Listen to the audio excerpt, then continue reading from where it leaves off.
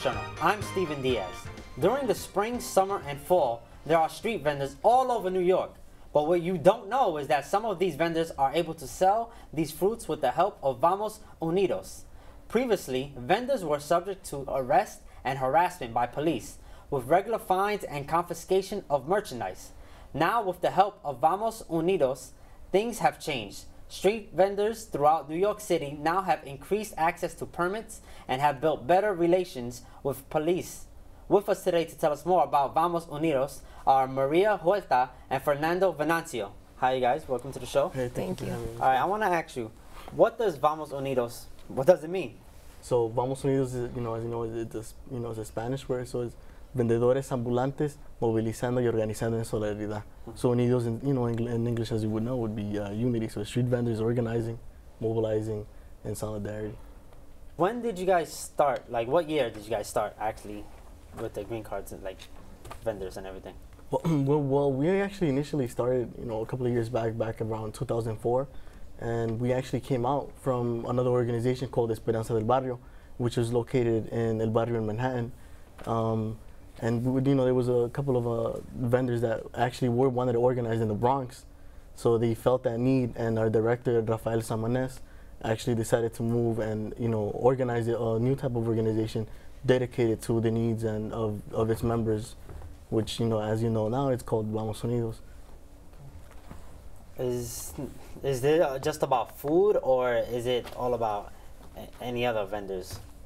Well, it's about just street vendors in general, just trying to have solidarity with other groups, whether it's helping other students, trying to helping them provide a better school system for them, and also providing more jobs to the community, since as we know today, the economy is really bad, so we're just trying to help them out. Do you have any challenges that you face, or still to this day, or?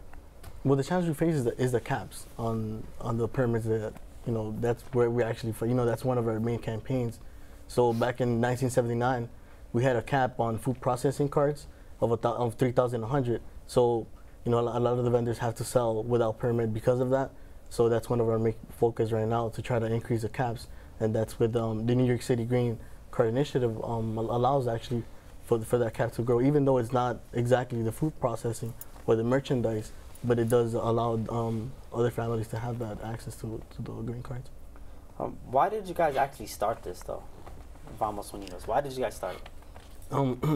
Because we actually, some of them that were going to Esperanza del Barrio felt, it's just kind of like a community organization, just trying to provide services to the community, educating them on their rights. But what Vamos Unidos was just trying to focus on the street vending, because street vending provides jobs in the low-income communities. So a lot of them are predominantly Mexican and Ecuadorian from Latin America, and because they lack the knowledge, whether it's in a job or the language barrier, street vending kind of breaks that barrier, and that allows them for them to have an income, so they could provide for their families and other families as well. And also because we have seen that a lot of the street vendors were facing police arrest. They were facing a lot of ticketing by the police, and also they were, many times they've been facing physical abuse and also verbal abuse. So they were to the point that they know they needed to be organized, and that's when they started to have the idea to start an organization. So how did you convince the city to to help the vendors out through you guys? How did you overcome this? Well, at the beginning we kind of had a little bit of resistance by police prisons and stuff, but as we started showing some type of presence in these prisons that we do actually care about the community, and we're trying to provide for our families and our children, they kind of saw the sense of unity in that. And as an organization, our job is to try to unify the community as a whole. And that kind of, the cops saw these, the police saw actually this unity, and they were like, sure, why not? Let's support them. And various council members saw the need that we're in the economy is really bad right now. So if street vending does provide an opportunity for these families to have some type of income, providing for their children and whatever the case may be, and feeding around. Not only jobs, but just trying to give back to the community. Sometimes, when it comes to street vending, You see these businesses that might sell just their food a little bit more. Yeah. So street vendors, you know, they should sell it at a low cost. You could probably get like a taco for like $2 rather than going to McDonald's for a meal like $6. And some of them don't have enough money for that. So they just see it kind of a quick fix for that. Like pasteles, I know a lot of them pasteles, they eat all that. And can you tell us about the current campaign about the decrease for $1,000 fines and caps? So actually last week we had a rally at we actually had it downtown in City Hall. Was it a march? It was a march/protest right in front of City Hall, you know, demanding that we're actually heading legislation 434 and 435. So what 434 does is it lowers the fines from $1,000 to $250, because as we know, some of them they only make probably like $40-50 maximum per day. So $1,000 is, you know, it's kind of an unjust ticketing thing for them, because they can't even provide sometimes for the family. They have to not only feed their kids, they have to feed, you know, other people as well. So that's what 434 does. Now 435, what it does is that legislation stops the stacking of tickets. So you can't get just a ticket straight up. You can't get a ticket to $1,000. You know, the cop or the health department, when they go in, you have to get like fined for the same thing 5 times before you could get $1,000 fine.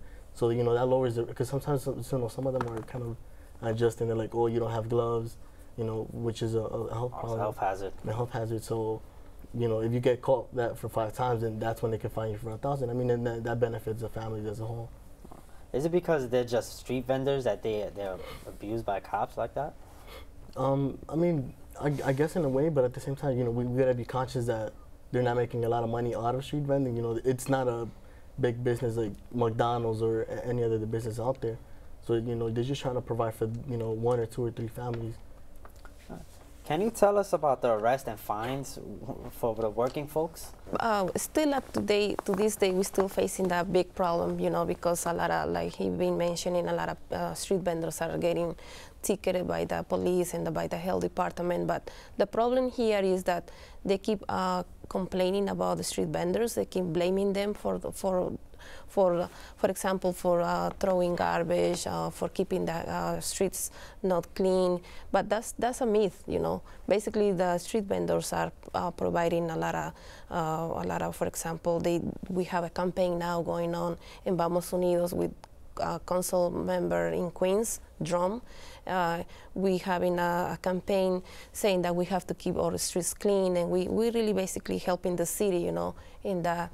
And I will say that the real problem here is that the city hasn't increased any car permits, which is the main root of the problem. And obviously, if we don't have, because we must have 2 licenses to be able to sell in the streets, which is the personal license and also the car license, you know, for the cars. And then that's the one that we don't have it right now in available. So that's the big problem. So obviously, nobody's gonna spend $15,000, $18,000, $20,000 to buy a small car to sell their food, and then the health department is gonna come over and they're gonna take it away because they don't have the proper documentation. How many carts are out there, and how many do you actually want out there? Well, currently there's, you know, like I told you before, there's a cap.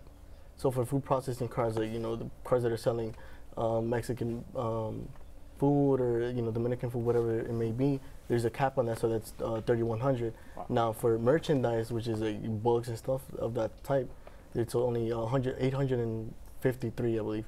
So now what the New York City Green Card Initiative does is that it increases, it gives some type of space to the street vendors, you know, to provide for the community and their families. But we're trying to increase the cap of 3,100 and the 853 to try to, you know, provide more jobs to others in the low-income communities. We don't just want to have a cap, because that's kind of like limiting their, you know, the ability to be able to provide for their families. And imagine, we have a waiting list of around 20,000 people now, currently in New York City, waiting for somehow to get a car permit, which we've been saying that it's only 3,001 available right now, and that goes only by lottery. So let's say somebody is holding a license and they decide not to have the car anymore, and they decide to give it up. So it goes back to the lottery, so then the next person will be able to have the permit. So you guys are Vamos Unidos, and is there any other organizations that compete with you guys? Well, we don't believe in that competing thing. We're in that spirit of unity. So there's the Street Vendor Project that also works on that, and there's a couple of other in New York City. But we're closely working with Street Vendor Project, and they also provide services and things of that sort, helping in our campaign, and vice versa. Who runs Vamos Unidos? Is it one person or a lot of people? Well, actually, that's that's our that's the vision of Vamos Unidos. This is not run by just one person, but it's rather run by the membership itself, because they're the ones facing the problems out there. I can't say I'm not a street vendor. I'm just there to support them and try to guide them as best as I can. But the membership is the one that basically is kind of like our boss, telling us, oh, we need help in this, and we just provide whatever we can. Yeah. In Vamos Unidos, the main goal is to create leadership between our members. We think that's the main goal, and that's the most important thing. So they can really speak for themselves, and they really can learn their rights, and they can really fight for their rights that have been taken, away. So Vamos Unidos is basically all over New York, and I want, for people out there, probably want to open up their own vendors. Any way we could reach you guys so they could go through you guys? Yeah, definitely. We're located in the Bronx and Fordham Road, and we have one office there. We have another one in Queens, Jackson Heights, and in Brooklyn, around the Church Avenue area.